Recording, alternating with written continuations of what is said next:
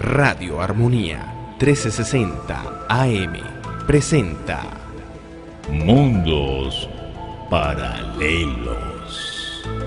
Un espacio para conectarse a otra dimensión, donde escucharás los relatos más insólitos y sorprendentes de la conciencia humana. Libretos y narración, Douglas Josué. El 1 de julio de 1965, Valençol, Francia, un agricultor de 41 años llamado Maurice Meis se encuentra en una finca de su propiedad cuando oye un extraño silbido. Pocos segundos después observa una especie de balón rugby que se encuentra posado en el suelo sobre sus propios terrenos. Junto al artefacto observa dos extrañas figuras humanoides de escasa estatura. Acto seguido, Meis se acercó a la escena. Aquellos dos personajes parecieron asustarse. Ahí comenzó una aventura casi única en la historia de la ufología. Según declaró Meis, en ese instante uno de aquellos hombrecillos sacó de su cintura algo parecido a un cilindro, le apuntó y del artefacto salió un haz de luz que lo dejó completamente paralizado. Únicamente se sentía capaz de mover los ojos y de respirar, pero su cuerpo quedó clavado en el suelo.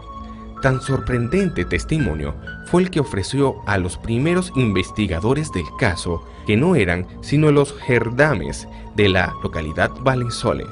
Pese a lo insólito del relato, en ningún momento detectaron contradicción alguna en el testimonio que les estaba ofreciendo. Meis, en su expediente, la gendarmería explica que se analizó el estudio de la zona del presunto aterrizaje con total meticulosidad. Como en otros casos había ocurrido, aparecieron huellas en el terreno.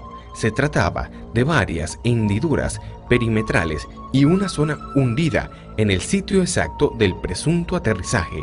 Según comprobaron los investigadores, en torno a esa huella apareció el barro mojado, algo que no sería extraño a no ser como realmente era, que no hubiera llovido en los días anteriores. Sin embargo, en cuestión de pocas horas, el terreno volvió a secarse de forma inexplicable. Al lugar también se aproximó el equipo de investigación GEPAN, Grupo de Estudios de Fenómenos Aéreos, grupo oficial independiente de las principales instituciones científicas de Francia. Constataron la existencia de evidencias y concluyeron que el peso del artefacto era enorme. El GEPAN constató que las huellas permanecieron en el terreno durante años. Lo comprobaron tras visitar el lugar en diversas ocasiones a lo largo del tiempo. Certificaron que la vegetación que crecía allí había dejado de hacerlo. Era como si la presunta energía que generaba el objeto hubiera matado la naturaleza en el lugar. 30 años después del suceso, las características de estos efectos seguían siendo evidentes. Los estudiosos incluso intentaron reanimar artificialmente a la vegetación del lugar, pero se vieron incapaces de lograrlo.